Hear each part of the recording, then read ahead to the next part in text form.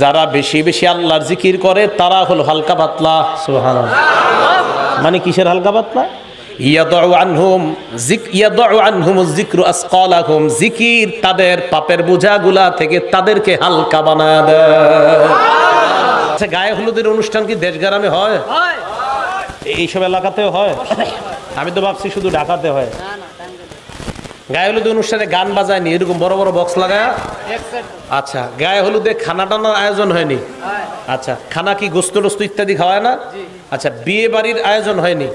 ওই বিয়ের পার্টিতে বউবাতে বড় বড় গান ছাড়ে, ডেক সেট ছাইরা গান বাজায়, এমন আয়োজন হয়নি? নাউজুবিল্লাহ। তাহলে শোনেন, আয়োজনে গিয়ে খাইলেন খাসি, খাইলেন গরু, খাইলেন মুরগি, কিন্তু নবীজি দেখেন কি কয়। আপনারা কি খাইয়া বেরোইছেন, নবীজি কি কয় দেখেন। গরু খাইছেন না, মুরগি খেয়েছেন। এই জন্য ভালো মানুষ যারা, আপনারা যদি এই সমস্ত দাওয়াতে জানি, চুপচাপ নিচের দিকে তাকায় বসে থাকবেন। গান হইতেছে আশেপাশে, কি করবেন? আত্মীয়র বিয়া ঠেইকা চলে গেছেন, তো গিয়া নিচের দিকে তাকায় বসে থাকবেন, যতক্ষণ পারেন ইস্তেগফার পড়তে থাকবেন। খানাটা দিব কোনো মধ্যে খেয়ে তাড়াতাড়ি বের হয়ে চলে আসবেন। রাসূল হবে। দিল সংশোধন করবেন কিভাবে? এই অন্তর পরিশুদ্ধ করবেন কিভাবে? অনেকগুলা উপায়। এর মধ্যে একটা শ্রেষ্ঠ উপায়ের নাম জিকির করা। বলেন কি করা? বলেন তো, অন্তর পরিশুদ্ধ সাফ করা, অন্তর প্রশান্তি হওয়ার শ্রেষ্ঠ উপায় কি করা? জিকির করা। আল্লাহ পাক রব্বুল আলামিন সূরা রদের 28 নম্বর আয়াতে বলেন, আল্লাযীনা আমানু ওয়া তাতমাইন্নু কুলুবুহুম বিযিকরিল্লাহ, যারা ঈমান আনে, ওয়া তাতমাইন্নু কুলুবুহুম বিযিকরিল্লাহ, আল্লাহর জিকিরে যাদের অন্তরগুলা প্রশান্ত হয়। আল্লাহ বলেন, আলা বিযিকরিল্লাহি তাতমাইন্নুল কুলুব, জিকিরের মাধ্যমে দিলগুলা প্রশান্ত হয়। যত বেশি জিকির করা হয় তত বেশি দিল প্রশান্ত হয়ে যায়। তাহলে আল্লাহর জিকির যত বেশি করবেন দিল তত প্রশান্ত হবে। এই জায়গা থেকে মা বোনরা যারা বাহিরে মাইক দিচ্ছেন না, আপনারাও আলোচনাটা মন দিয়ে শোনেন। রান্না করার সময়, সন্তান দুধ পান করানোর সময়, কাপড় ধোয়ার সময়, ঘর ঝাড়ু দেওয়ার সময় জিকির শূন্য মুখটাকে রাখবেন না। এমনকি মা বোনরা যে মাসে অসুস্থতা হয়, ওই অসুস্থতার সময়ও তারা জিকির করতে পারবে। অসুস্থতার সময় কি করতে পারবে? জিকির করতে পারবে। তো জিকির শূন্য যেন না হয়। এমনকি অসুস্থতার সময় নামাজের সময়গুলোতে নামাজ না পড়ে নামাজের মতো বসে বসে আল্লাহকে স্মরণ করা। কারণ এই টাইমে তো আপনি পবিত্র থাকলে আল্লাহকে স্মরণ করতেন, তো নামাজ যেহেতু নাই, তখন অন্তত কিছুটা সময় আল্লাহকে জিকিরের মাধ্যমে স্মরণ করা। এখন কলবগুলা পরিচ্ছন্ন পরিশুদ্ধ হবে কিভাবে? আল্লাহর জিকিরের মাধ্যমে। তিরমিজি শরীফের 3375 নম্বর হাদিসের বর্ণনা, 2375 নম্বর হাদিসের বর্ণনা। এই হাদিসের মধ্যে আসছে, এক ব্যক্তি রাসূল আকরাম সাল্লাল্লাহু আলাইহি সাল্লামের কাছে আসছে। আসার পর বললেন, আখবিরনি বিআমালিন ইয়া রাসূলুল্লাহ, ইন্না শারাইআল ইসলাম ক্বাদ কাসুরাত আলাইয়া। ইয়া রাসূলুল্লাহ, ইসলামের বিধি বিধান আমার কাছে অনেক বেশি মনে হয়, আমাকে সংক্ষেপে এমন আমল শিখায়া দেন যে আমল করলে আমার কাজ হবে। কি বুঝাইতে চাও তুমি? হুজুর, আমি এত কিছু মুখস্থ রাখতে পারি না। অনেক সহজ সরল মানুষ আছে না, আপনার অনেক কিছু মুখস্থ রাখতে পারে না। তো সাহাবা আয়েশা বলতেছে, হুজুর আমি তো এত কিছু ভুলে যাই, আপনি আমারে সংক্ষেপে কিছু শিখাইয়া দেন যেটা আমি আমল করলে সহজে আমি নাজাত পেয়ে যাব। নবীজি বললেন, শোনো, লা ইয়াজালু লিসানুকা রাতাবাম মিন যিকরিল্লাহ, সদা সর্বদা তোমার জিহ্বাটা যেন আল্লাহর জিকিরে তরু তাজা হয়ে যায়, আশা করা যায় তুমি নাজাত পেয়ে যাইবা। জিকির, এই জিকিরের মাধ্যমে তোমার জিহ্বাটা যেন তরু তাজা হয়ে যায়, আশা করা যায় নাজাত পেয়ে যাবেন। ভাই, এই আমলটা একটা কথাই লিখে রাখেন না, যে জিহ্বা সদা সর্বদা আল্লাহর জিকিরে ভিজা থাকা, তরু তাজা থাকা। অনেকে বলে পান না খাইলে আমার জিহ্বা শুকায় যায়। রাসূল বললেন জিকির করলে জিহ্বা ভিজা হয়ে যায়। যখন পান খাইতে মন চাইবে জিকির করবেন। হ্যাঁ, আমি পান না খাইতে নিষেধ করি নাই, যাদের অভ্যাস তো খাই পান। তো বুঝাইতে চাইলাম আপনার, যে আপনি, অনেকে বলে আর কি কয়, আর জানি কি কি বলে এরা, যে এটা না খেলে আমার গলা শুকায় যায়, বিড়ি না খেলে আমার দিন যায় না। অথচ রাসূল আকরাম সাল্লাল্লাহু আলাইহি সাল্লাম বলেন, তোমার জিহ্বা যেন জিকিরের মাধ্যমে তরুতাজা থাকে। এই হাদিস গবেষণা করলে এটাই বোঝা যায় যে যত বেশি জিকির করবে তার জিহ্বা তত সজীব থাকবে, তত তাজা থাকবে। আর ওই তাজাওয়ালা জিহ্বাওয়ালা যখন কবরে যাবে অবশ্যই তত দ্রুত জান্নাতে যাবে। লা ইয়াজালু লিসান। তিরমিজি শরীফের 3376 নম্বর হাদিস, মানে আগের হাদিসের পরের হাদিস। এই হাদিসের মধ্যে আসছে, সুইলা রাসূলুল্লাহ সাল্লাল্লাহু আলাইহি ওয়াসাল্লাম, আইয়ুল ইবাদি আফজালু ইয়াউমাল কিয়ামাতি দারাজাতান ইনদাল্লাহি ইয়াউমাল কিয়ামাহ। নবীজিকে প্রশ্ন করা হলো আইয়ুল ইবাদি আফজালু দারাজাতান ইনদাল্লাহি ইয়াউমাল কিয়ামাহ, কিয়ামতের ময়দানে আল্লাহর কাছে মর্যাদায় কোন ব্যক্তিটা সবচেয়ে বেশি মর্যাদার অধিকারী হবে আপনার কাছে জানতে চাই। নবীজি জবাব দিলেন, কিয়ামতের ময়দানে আল্লাহর কাছে সবচেয়ে মর্যাদাবান বান্দা বান্দি হবে আয-যাকিরুনাল্লাহ কাসীরান ওয়াজ-যাকিরাত, যে নারী পুরুষ যত বেশি তাদের জিহ্বাটা আল্লাহর জিকিরে তরু তাজা রাখবে, কিয়ামতের ময়দানে আল্লাহর কাছে তাদের মর্যাদা তত বেশি হয়ে যাবে। যে যত বেশি জিকির করবে নারী পুরুষ, কিয়ামতের ময়দানে আল্লাহর কাছে তাদের মর্যাদা তত বেশি হবে। তিরমিজি শরীফের 3377 নম্বর হাদিসের বর্ণনা। এই হাদিসের মধ্যে আসছে রাসূল আকরাম সাল্লাল্লাহু আলাইহি সাল্লাম বলেন, আমি কি তোমাদেরকে এমন একটা কথা আমল শিখাবো না, যে আমলটা করলে আজকাহা ইনদা মালিকিকুম, যে আমলটা আল্লাহর কাছে অনেক পবিত্র, তুমি যত বেশি করবা তত বেশি আমলটা আল্লাহর কাছে পবিত্র হবে, আর ওই পবিত্র আমল ওয়ালাকেও আল্লাহ তত বেশি পবিত্র বানায় দিবেন। কথা কিন্তু শেষ হয় নেই। এক আমল দেখেন কয় উপকারিতা, ওয়া আরফাইহা ফি দারাজাতিকুম, আবার এই আমলটা করলে তোমাদের মর্যাদাও বাড়বে। এই আমলটা করলে তোমাদের মর্যাদা বাড়বে, আল্লাহর কাছে অধিক পবিত্রতা অর্জন করতে পারবা। আরো অনেকগুলা বর্ণনা করছে। তো সাহাবারা কয়, হুজুর বলেন কি? নবীজি বললেন, জিকরুল্লাহ, আল্লাহর জিকির যত বেশি করবা তত বেশি পবিত্র হয়ে যাইবা, কিয়ামতের ময়দানে তোমার তত বেশি মর্যাদা হবে আল্লাহর কাছে। তাহলে যত বেশি জিকির করব তত বেশি মর্যাদা হবে। নবীজির এক সাহাবা এই হাদিসের শেষে বলেন যে, আমার জানা মতে জিকিরের চাইতে এত বেশি নাজাত দানকারী আমল আর আছে কিনা ফরজের পর আমার জানা নাই, যে জিকির একটা মানুষকে কতটা বেশি নাজাত দান করবে। এই জন্য জিকিরের মাধ্যমে কলবটা প্রশান্তময় হৃদয় বানানোর চেষ্টা করা। আল্লাহ আমাদেরকে তৌফিক দান করেন। মুসলিম শরীফের 2676 নম্বর হাদিস। এই হাদিসের মধ্যে আসছে, আন আবি হুরায়রা রাদিয়াল্লাহু তাআলা আনহু قال বাইনামা রাসূলুল্লাহ সাল্লাল্লাহু আলাইহি ওয়াসাল্লাম ইয়ামশি ফি তরিকিহি ইলা মক্কা, আল্লাহ নবী মক্কার রাস্তা ধরে মক্কার দিকে চলতে লাগলেন। মক্কার দিকে আল্লাহ নবী যখন রওনা করলেন, যাইতে যাইতে আল্লাহ নবী মাররা আলা জুমদান, একটা পাহাড়ের পাশ দিয়ে অতিক্রম করলেন। পাহাড়টার নাম হলো জুমদান। কি নাম? জুমদান নামক পাহাড়। নবীজি বললেন, হাযা জুমদান, এটা হলো জুমদান নামক পাহাড়। এই কথা বলার পর আল্লাহ নবী বললেন, সাবাকাল মুফাররিদুন, সাবাকাল মুফাররিদুন, মুফাররিদুনরা অগ্রগামী হয়ে গিয়েছে, মুফাররিদুনরা অগ্রগামী হয়ে গিয়েছে। বলেন সবাই, মুফাররিদুন। আবার মুফাররিদুন। মুফাররিদুনরা কি হয়ে গেছে? অগ্রগামী। আচ্ছা, সামনে যারা বসা আছেন, মুফাররিদুন কারে কয় জানেননি? একজন খালি কইছে না, বাকিরা চুপ, মানে চুপ থাকা সম্মতির লক্ষণ, মানে অন্যরা জানেন। মুফাররিদুন কারে কয় জানেন? এই জিনাটা আগে বললেন না কেন? জানেন? আরে সাহাবারাও তো জানে নাই, তা আপনারা কেমনে জানবেন? মানে এরকম ভাবসাব যে সাহাবাদের চেয়ে বেশি বুঝে মনে হয়। আমি যখন বললাম মুফাররিদুন কারে কয় জানেন, সব চুপ, মানে হুজুর জি জানি। তো জানলে বলেন। সাহাবারাও জেনে জানেন। আমি তো অবাক হয়ে গেছি ভুয়াপুরে এসে, যে আল্লাহ, মনে হয় এই জায়গায় পাওয়া গেছে কিছু যারা জানে। হ্যাঁ, সাহাবারা বললেন, ওয়ামাল মুফাররিদুন ইয়া রাসূলুল্লাহ, হুজুর মুফাররিদুন আবার কি জিনিস? আল্লাহ নবী বলেন, মুফাররিদুন চিনো না? কয় না, চিনি না। নবীজি বললেন, আয-যাকিরুনাল্লাহ কাসীরান ওয়াজ-যাকিরাত, যে নারী পুরুষরা বেশি বেশি আল্লাহর জিকির করে তারা হলো মুফাররিদুন। তারা কিয়ামতের ময়দানে সবার আগে আগে জান্নাতের দিকে রওনা করবে। সুবহানাল্লাহ। মনে থাকবে না আজকে থেকে, নাম কি? মুফাররিদুন। তো যারা বেশি জিকির করে নারী পুরুষ, তাদের নাম কি? এবার আরেকটা শিখেন, বলেন মুফরিদুন। আগেরটা কি শিখছেন? মুফাররিদুন, আর এটা মুফরিদুন। আবার বলেন, আগেরটা কি? মুফাররিদুন, আর এটা মুফরিদুন। মানে হালকা পাতলা যারা। এই জায়গায় চিকুন আছেন কারা কারা? হাত তোলেন তো। আচ্ছা, হাত নামা। ঠিক আছে। তিরমিজি শরীফের 3596 নম্বর হাদিসে আসছে, ক্বালা রাসূলুল্লাহ সাল্লাল্লাহু আলাইহি ওয়াসাল্লাম সাবাকাল মুফরিদুনা, হালকা পাতলা মানুষরা অগ্রগামী হয়ে জান্নাতের দিকে রওনা করছে। মানে কি আপনারা যারা হাত তুলছেন তারা? হ্যাঁ, চিকন আপনিও না? বলে হাদিসে কি এটাই আসছে?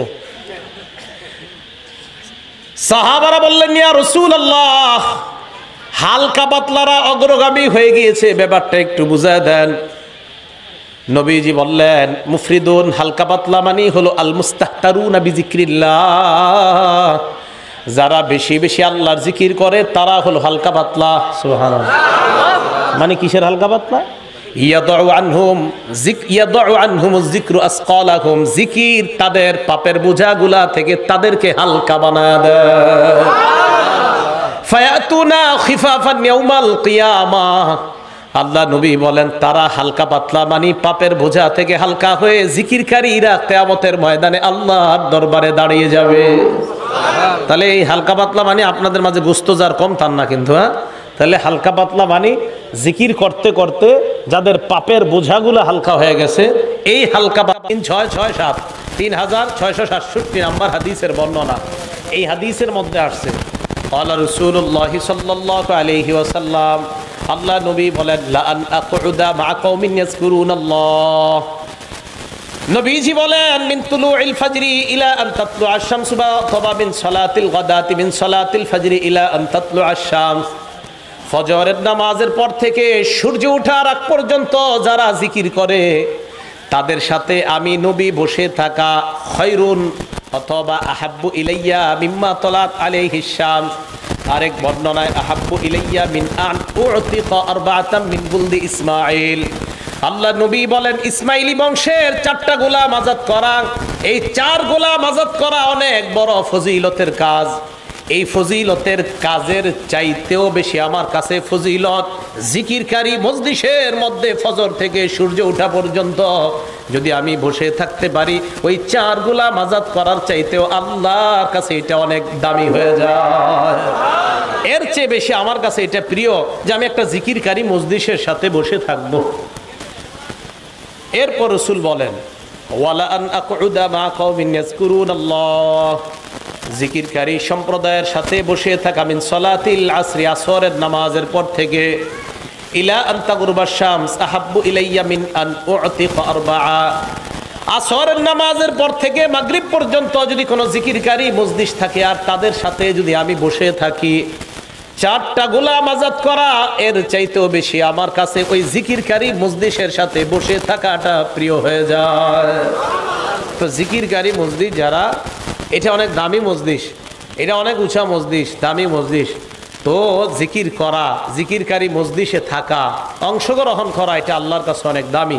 আল্লাহ আমাদের সকলকে জিকিরকারী মজলিসে বেশি বেশি শরীক হওয়ার তৌফিক দান করেন। আমিন।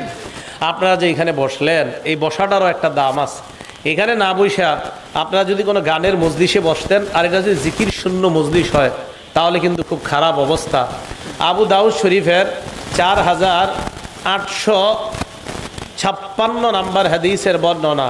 এই হাদিসের মধ্যে আসছে আমরা দুইজন এক জায়গায় বসছি কথা বলার জন্য, এমনি দুইজন বসে রয়েছি, তো কথা বইলা টইলা দুনিয়াবি কিছু গল্প গুজব কইরা নাটক সিনেমার গল্প করে উঠে গেছি। ক্বালা রাসূলুল্লাহ সাল্লাল্লাহু আলাইহি ওয়াসাল্লাম, আল্লাহ নবী বলেন, মান কাদা মাকআদান, কোন ব্যক্তি যদি কোনো বৈঠকের মধ্যে বসে, কোনো আসনে বসে, আমি আসনের মধ্যে বসলাম, চা স্টলের সামনে 2টা চেয়ারে আমরা দুইজন বসলাম, এক আসনে আমি বসলাম আর এক আসনে আমার বন্ধুকে বসাইলাম। বসানোর পর আলাম ইয়াজকুরিল্লাহ, দুইজন দুনিয়াবি অনেক কথা বললাম, একটু বারো আল্লাহর নাম নিলাম না, আল্লাহর নাম নেই। নবীজি বলেন, কানা আলাইহি তিরাতুন, হতে পারে এই বৈঠকটা তার জন্য আল্লাহর পক্ষ থেকে গজবের কারণ হয়ে যেতে পারে। তোমার এই বৈঠক কেন জিকির শূন্য হবে? কি কঠিন কথা দেখছেন। কেউ যদি ঘুমাইতে যায়, বালিশে মাথা রাখার পর নাটক সিনেমার গান শুনতে শুনতে ঘুমিয়ে গেছে, আল্লাহর নাম নেয় নাই, রসুলের উপর দুরূদ পড়ে নাই, কান আলাইহি তিরাতুন, এই ঘুম তার জন্য গজবের কারণ হতে পারে। আবু দাউদ শরীফ 4855 নাম্বার 856 নাম্বার হাদিস। তাহলে খুব সাবধান যে আমার আপনার একটা বসা, আমার আপনার একটা জাগরণ, আমার আপনার একটা ঘুমান, এই ঘুমিয়ে গেলাম, আমার আপনার এই ঘুমটাও গজবের কারণ হয়ে যেতে পারে। এই জন্য সাবধান, জিকির শূন্য জাগরণ যেন না হয়, জিকির শূন্য ঘুম যেন না হয়। আল্লাহ আমাদেরকে জাগ্রত ঘুমন্ত উভয় অবস্থায় যেন আল্লাহর জিকির বেশি করতে পারে, আল্লাহ তৌফিক দান করেন। বুখারী শরীফের 6320 নাম্বার হাদিসের বর্ণনা। এই হাদিসের মধ্যে আসছে, ক্বালা রাসূলুল্লাহ সাল্লাল্লাহু আলাইহি ওয়াসাল্লাম, আল্লাহ নবী বলেন, ইদা আওয়াইতা ইলা ফিরাশিকা, যখন তুমি বিছানায় আশ্রয় গ্রহণ করতে যাও, বিছানায় যাওয়ার পর তখন তুমি সর্বপ্রথম তোমাদের কাজ হলো, ইদা আওয়া আহাদুকুম ইলা ফিরাশি, যখন তোমাদের কেউ বিছানায় যাওয়ার পর তোমাদের প্রথম কাজ, ফালয়ানফুত ফিরাশাহু বিদাখিলাতি ইজারিহি, সে যেন লুঙ্গির নিচ দিয়ে তার বিছানাটা এইভাবে 3 বার ঝাড়া দেয়। ফালয়ানফুস ফিরাশা বিদাখিলাতি ইজারি, সে যেন তার বিছানাটা লুঙ্গির নিচের অংশ দিয়ে 3 বার ঝাড়া দেয়। যদি আপনারা ঝাড়ু, ছোট্ট ঝাড়ু ব্যবহার করেন, তো যেহেতু নবীর সুন্নত, তো আমার আপনার লুঙ্গির নিচ দিয়ে এইভাবে একটু ঝাড়ু দিয়ে সুন্নতটা আদায় করলে সমস্যা কোথায়? নবী সাল্লাল্লাহু আলাইহি সাল্লাম বলেন, ফাইন্নাহু লা ইয়াদরি, কেননা সে জানে না, আমার উম্মত জানে না, মা খালফাকু আলাই, তার অগোচরে বিছানায় কোনো বিষাক্ত কিছু থাকতে পারে, তাই সে যেন ঝাড়ু দিয়ে নেয়। দেখেন নবী তার উম্মতকে কতটা ভালোবাসে, যে ঘুমাইতে গেলে আমার উম্মত যেন কোনো বিপদে না পড়ে, এই জন্য সতর্কতামূলক আমাদেরকে জানায় দিলেন, উম্মত বিছানায় যাইবা, ঘুমানোর আগে বিছানাটা ভালোভাবে ঝেড়ে নিবা, যেন কোনো সাপ বিচ্ছু তোমাকে দংশন করতে না পারে। এরপর রাসূল আকরাম সাল্লাল্লাহু আলাইহি সাল্লাম বলেন, এরপর কি করবেন? তিরমিজি শরীফের 3398 নাম্বার হাদিসে আসছে, হাতটা মাথার পিছনে রাখবেন এইভাবে, এই যে এইভাবে, কিভাবে? এইভাবে, এইভাবে, এইভাবে রাখার পর এইভাবে শুয়ে থাকবেন। শুয়ে আল্লাহকে বলবেন, আল্লাহুম্মা কিনি আযাবাকা ইয়াওমা তাবাসু ইবাদাক, আল্লাহ যেদিন আপনি কিয়ামতের মাঠে আপনার বান্দাদেরকে উঠাবেন, সেদিন আপনার আযাব থেকে আমাকে হেফাজত করবেন। চিন্তা করেন, বিছানায় গিয়ে এগুলো আমগরে শিখায় নবীজি। তারপর কি করবা তুমি? তারপর মুসলিম শরীফের বর্ণনা আসছে, তারপর 2714 নম্বর হাদিসে আসছে, তুমি ফালইউসাম্মি বিসমিল্লাহ বলবা, ওই যে আল্লাহুম্মা বিসমিকা আমুতু আহিয়াটা পড়েন, এটা পড়বা। পড়ার পর এরপর আবার বুখারীর বর্ণনা আসেন 6320 নম্বর হাদিসে আছে, রাসূল বলেন, তুমি যখন বিছানায় শরীরটা লাগাইবা, তখন তুমি পড়বা, ওয়াদাতু জামবি বিসমিকা রব্বি ওয়াদাতু জামবি, আল্লাহ আপনার নামে আমার দেহটা বিছানায় লাগাইলাম, ওয়াবিকা আরফাউহু, আপনার নামে আবার আমি দেহটা বিছানা থেকে উঠাবো যদি আপনি চান। ইন আমসাকতা নাফসি ফারহামহা, মাবুদ আমার ঘুমের মধ্যে যদি আমার জানটা আপনি আটকায় রাইখা দেন, আমাকে যদি আর জানটা ফেরত না দেন, আমাকে যদি ঘুমের মধ্যে আপনি মৃত্যু দিয়ে দেন, ফারহামহা, তাহলে আমার জানের প্রতি আপনি দয়া করেন। মুসলিম শরীফের বর্ণনা, ফাগফিরলাহ, আমার জান আপনি মাফ করে দেন। আল্লাহ আমার ঘুমে যদি মরণ হয়ে যায়, আমাদের নবী কতটা মায়া দেখেন, আমাকে আপনাকে বলতেছে, এটা বলো আল্লাহর, এটা বইলা তুমি ঘুমাও, কি যে আল্লাহ আমার ঘুমের মধ্যে যদি আমার মরণ দিয়ে দেন, আমি যদি আর উঠতে না পারি, তাহলে আমার এই জানটার প্রতি আপনি দয়া করেন, আমার এই জানটাকে আপনি ক্ষমা করে দেন। এরপরে দেখেন কি শিখাইছে, ওয়াইন আরসালতাহা, আপনি যদি আমার জানটা আবার আমাকে ফেরত দিয়ে দেন, ফাহফাজুহা বিমা তাহফাজু বিহি ইবাদাকাস সালিহিন, আপনার নেককার বান্দাদেরকে যেইভাবে হেফাজত করেন, আমার জানটা আপনি এইভাবে হেফাজত করে নিয়েন। এই কথাগুলা আল্লাহর জিকিরে আপনি ঘুমানোর সময় আল্লাহকে বলবেন। আমি বাংলাটা আবার বলছি, যদি আরবিটা না পারেন, আরবিটা আমি আবার একবারে বলছি, বিসমিকা রব্বি ওয়াদাতু জামবি ওয়াবিকা আরফাউহু ইন আমসাকতা নাফসি ফারহামহা ওয়া ইন আরসালতাহা ফাহফাজহা বিমা তাহফাজু বিহি ইবাদাকাস সালিহিন। সহিহ বুখারী 6320 নম্বর হাদিস। মোট হাদিস সংখ্যা হবে 7563টা হাদিস। এই হাদিসের কিতাবের মধ্যে আসছে যে রাসূল সাল্লাল্লাহু আলাইহি সাল্লাম এইভাবে আমাদেরকে শোয়ার পর আমরা যেন এইভাবে আল্লাহর কাছে দোয়া করি, তাহলে আমার ঘুমটাও হয়ে গেল আল্লাহর জিকিরের সাথে, আর আমার জাগরণটাও যে বললাম, আমরা দুইজন একসাথে বসলাম, বসার পর আমাদের কিছু আলোচনায় যেন অবশ্যই আল্লাহর জিকির থাকে, রাসূল সাল্লাল্লাহু আলাইহি সাল্লামের উপর দুরূদ ইত্যাদি এগুলা থাকে। তাই তো আলোচক যারা আলোচনা শুরু করে কিভাবে, নাহমাদুহু ওয়া নুসাল্লি আলা রাসূলিল কারীম, প্রথমে আল্লাহর প্রশংসা করে, এরপর নবীর উপর দুরূদ পড়ে, ঠিক না? কেন? মসজিদ যেন জিকির শূন্য না হয়।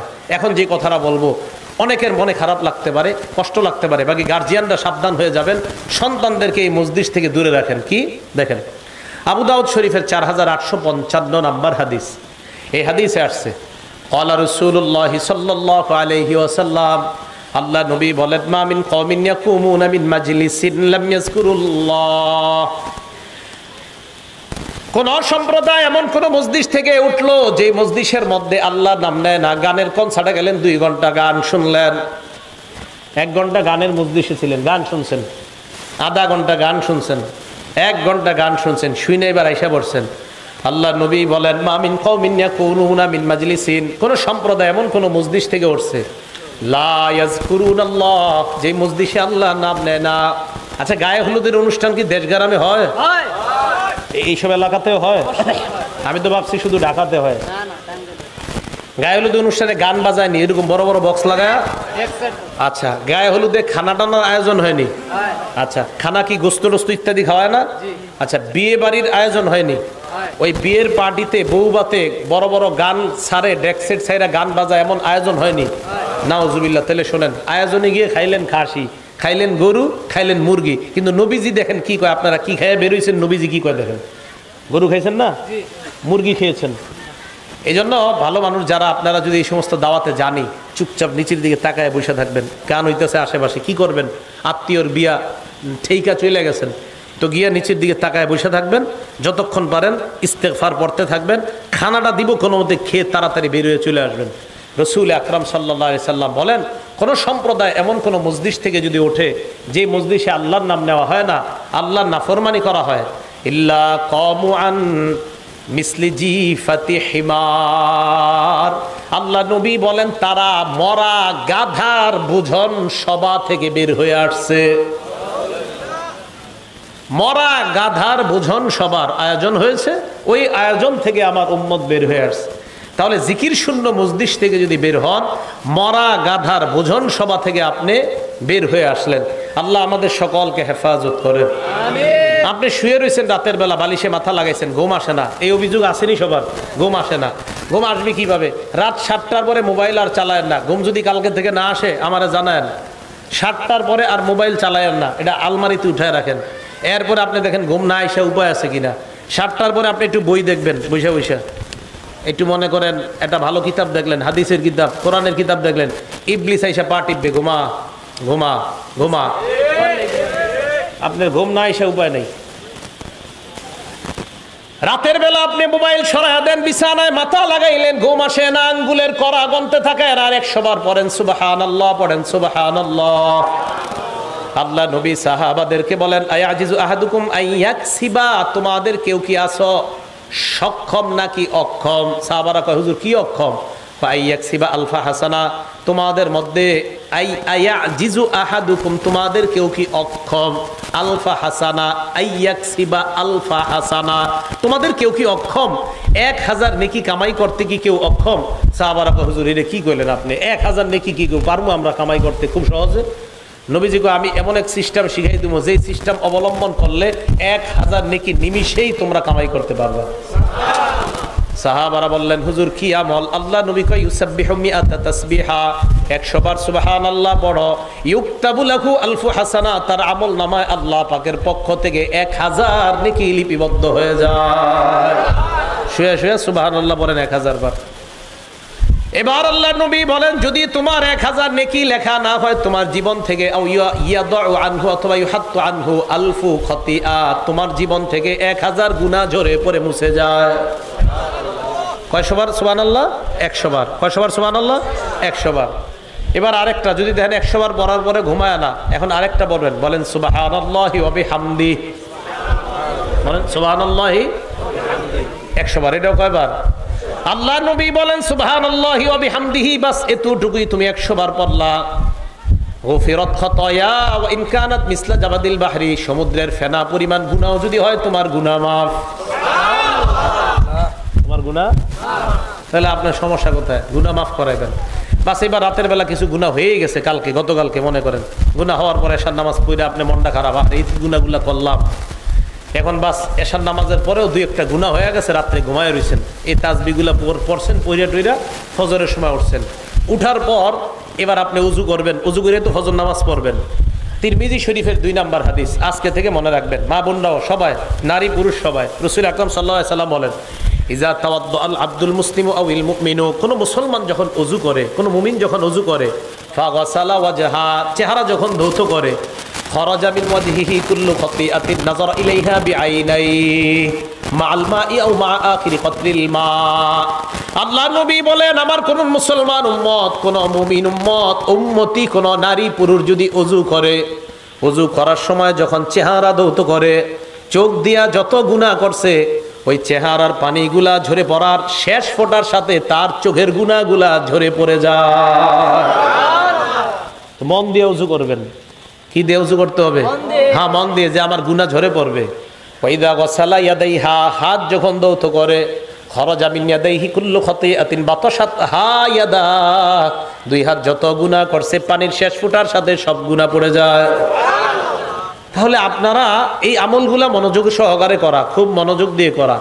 এখন করতে গিয়ে আবার এমন যেন না হয় যে কিছু অংশ শুকায় রয়েছে, তাহলে কিন্তু আবার নামাজ হবে না। দলিল সহিহ বুখারী 60 নম্বর হাদিস, আব্দুল্লাহ ইবনে ওমর রাদিয়াল্লাহু তাআলা আনহুমার বর্ণনা, তিনি বলেন, তাখাল্লাফা আন নবী সাল্লাল্লাহু আলাইহি ওয়াসাল্লাম, আল্লাহ নবী আমাদের এক সফরে পিছনে পড়ে গেলেন। সাফারনাহা ফি সাফরাতিন সাফারনাহা, এক সফরে আমরা আল্লাহ নবীর সাথে ছিলাম, ওই সফরের মধ্যে আল্লাহ নবী পিছনে পড়ে গেলেন।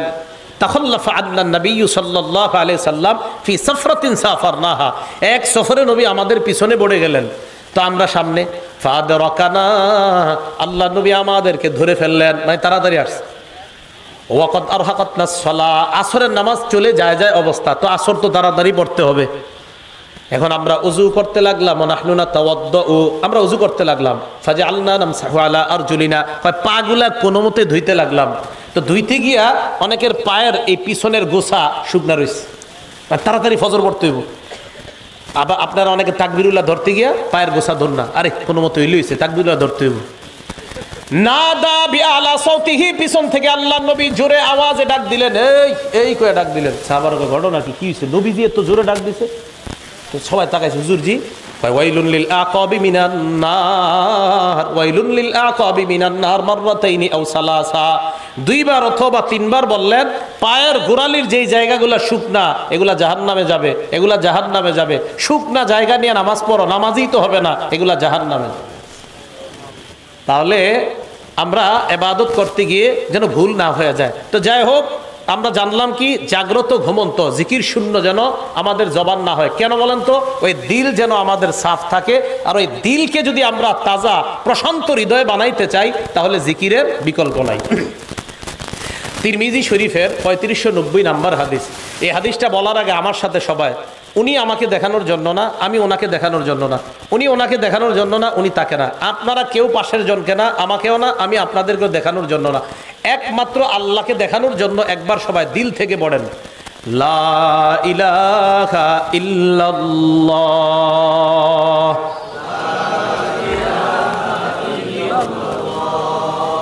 আচ্ছা, মনে করে নেন আমাদের হয় নাই, তো আবার আমরা একদম সত্যি সত্যি আল্লাহকে দেখানোর জন্য আবার লা ইলাহা ইল্লাল্লাহ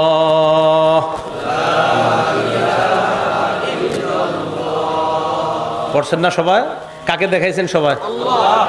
قال رسول الله صلى الله عليه وسلم ما قال عبد لا اله الا الله قد مخلصا الا فتحت له ابواب السماء حتى تفزع الى العرش।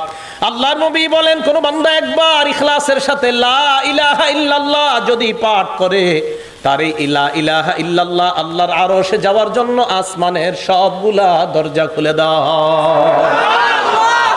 তার কি চান? রাত 2টায় ঘুম ভাঙছে, 3টায় ঘুম ভাঙছে, ঘুম ভাঙার পর আপনার বিবি ঘুমায়, সন্তান ঘুমায়, বিবি ঘুমায়, ছেলে ঘুমায়, মেয়ে ঘুমায়, এলাকার সবাই ঘুমায়। এলাকার নাম জানেন কি? দেউলিয়া বাড়ির সবাই ঘুমায়। তো 2টা-3টায় উঠছেন প্রস্রাব করতে বা কিছু, ওই টাইমে আপনি চিন্তা করলেন, আল্লাহরে বললেন, আল্লাহ, তিরমিজি শরীফের হাদিসে নবীজি বলছে যে ইখলাসের সাথে লা ইলাহা ইল্লাল্লাহ পড়লে নাকি আকাশের দরজা সব খোলেন। আল্লাহ, এই মুহূর্তে তো আমার সবাই ঘুমায়, আমার ফ্যামিলির সবাই ঘুমায়, আল্লাহ দেউলিয়া বাড়ির সবাই ঘুমাইতেছে, আমি আর তুমি। তো এই মুহূর্তে তো আর কাউরে দেখাবেন না আপনি, ওই সময় আপনি বলেন লা ইলাহা ইল্লাল্লাহ। সব ঘুমাইতেছে, অথচ আপনি আসমানের দরজা সব খুলে ফেলছেন। কিভাবে বুঝায়? আর তো লা ইলাহা ইল্লাল্লাহ এটা চালু রাখেন। মা বোনরা রান্না করতেছেন, বাস জবানে চালু রাখেন না, লা ইলাহা ইল্লাল্লাহ চালু রাখেন জবানে, বাস। আর রান্না করতেছেন, এই জিকিরওয়ালা খানা আপনার সন্তানের পেটে যখন যাবে, ইনশাল্লাহ এই সন্তানই তো হবে এই যুগের আব্দুল্লাহ ইবনে মাসউদের মতো বড় আলেম। এই সন্তানের পেটে এই খাবারই তো নেওয়া দরকার। করবো তো আমল ইনশাল্লাহ। আচ্ছা, আরেকটা হাদিস শোনাই, তিরমিজি শরীফের 3592 নাম্বার হাদিস। আগে আমার সাথে বলেন, আল্লাহু আকবার কাবীরা, আলহামদুলিল্লাহি হামদান কাসীরা, সুবহানাল্লাহি বুকরাতাও ওয়া আসীলা। তিরমিজি শরীফের 3592 নম্বর হাদিস, আব্দুল্লাহ ইবনে ওমর রাদিয়াল্লাহু তাআলা আনহুমার বর্ণনা, তিনি বলেন, কুন্না নুসাল্লি মা'আন নবী সাল্লাল্লাহু আলাইহি ওয়াসাল্লাম, আমরা আল্লাহ নবীর সাথে সালাত আদায় করছিলাম। ফাকালা রাজুলুম মিনাল কওম আল্লাহু আকবার কাবীরা ওয়ালহামদুলিল্লাহি হামদান কাসীরা ওয়া সুবহানাল্লাহি বুকরাতাও ওয়া আসীলা। একজন এটা বলে উঠছে। নবীজি আমাদের দিকে তাকিয়ে বললেন, মানিল কাইলু কালিমাতান কাযা ওয়া কাযা, এই তিনটা বাক্য কে বলছে? এক সাহাবা বললেন, আনা হুজুর, আমি কইছি। হুজুর তুমি বলছো এই তিনটা? জি। আজিবতুল্লাহা, তোমার এই তিন বাক্য শুনে আমি আশ্চর্য হয়ে গেছি। হুজুর আপনি আশ্চর্য কেন হয়েছেন? তোমার এই তিন বাক্য বের হওয়ার পর আমি তাকায় দেখলাম আসমানের সব দরজা খোলা হয়ে গেছে, এগুলো আকাশে যাওয়ার জন্য, আরশে যাওয়ার জন্য। তাহলে জিকির শূন্য যেন আমাদের জিহ্বাগুলা না হয়, আমাদের জবান সদা সর্বদা যেন আল্লাহ জিকিরে কাটাইতে পারে, আল্লাহ তৌফিক দান করেন। তো এটা লাভ কি? প্রশান্ত হৃদয় যদি অর্জন করা যায়, এই অর্জন করতে পারলে সূরা ফজরে দেখবেন অনেক হুজুরা ফজরের নামাজে পড়ে, অথবা মাগরিবের নামাজে পড়ে, ফজরের নামাজে পুরাটা পড়ে, আর মাগরিবের নামাজে এই সূরা ফজরের 27 থেকে 30 নম্বর আয়াত পড়ে, ইয়া আইয়াতুহান নাফসুল মুতমাইন্না ইরজিই ইলা রাব্বিকি রাদিয়াতাম মারদিয়া ফাদখুলি ফি ইবাদি ওয়াদখুলি জান্নাতি। এই আয়াতের অর্থ হলো, হে প্রশান্ত হৃদয়ের অধিকারী, ইরজিই ইলা রাব্বিক, তুমি তোমার রবের দিকে প্রত্যাবর্তন করো, রাদিয়াতাম মারদিয়া, সন্তুষ্ট চিত্তে, সন্তোষ ভাজন হয়ে, ফাদখুলি ফি ইবাদি, আমার বান্দাদের অন্তর্ভুক্ত হও, ওয়াদখুলি জান্নাতি, আমার জান্নাতে প্রবেশ করো। সাইদ ইবনে জুবায়ের নবীর সাহাবা, উনি বলেন, আমি এই আয়াতটা নবীজির সামনে পড়লাম, তো নবীজির সাথে আবু বকর সিদ্দিক রাদিয়াল্লাহু তাআলা আনহু বসা। আব্দুরুল মানসুরের মধ্যে আসছে 8 নম্বর খণ্ড 813 নম্বর পৃষ্ঠা, সেখানে আসছে যে আমি এই আয়াতটা নবীর সামনে পড়লাম, পড়ার পর আবু বকর সিদ্দিক বললেন, ইন্না হাযা হাসান, তুমি তো অনেক সুন্দর একটা আয়াত পড়ছো, সুবহানাল্লাহ। নবীজি কয়, আবু বকর, যে আয়াতটা পড়ছে এই আয়াতের মর্মবাণী হলো যে প্রশান্ত হৃদয় ওলাদেরকে ফেরেশতা স্বাগত জানাইতে জানাইতে জান্নাতের দিকে নিয়ে যাবে। শেষ হয় নাই। আবু বকর, জানো আমার আশা, ইন্নাল মালাকা সায়াকুলু লাকা ইনদাল মাউত, ফেরেশতা তোমাকেও মরণের সময় এই বাক্যগুলা বলতে বলতেই তোমাকে নিয়ে যাবে। তাহলে প্রশান্ত হৃদয়ওয়ালাকে জান্নাতের দিকে স্বাগত জানাইতে জানাইতে নিয়ে যাবে। তাহলে কলব, এই কলব এটা হলো তাকওয়ার জায়গা, কলব হেদায়েতের জায়গা, কলব ইমানের জায়গা। এই কলব যদি ঠিক থাকে সব ঠিক। কলব কিভাবে ঠিক বানাবো? জিকিরের মাধ্যমে। জিকিরের মাধ্যমে যদি প্রশান্ত হৃদয় অর্জন করতে পারি, ওই প্রশান্ত হৃদয় নিয়ে ইনশাআল্লাহ আল্লাহর জান্নাতের মেহমান হতে পারবো। আল্লাহ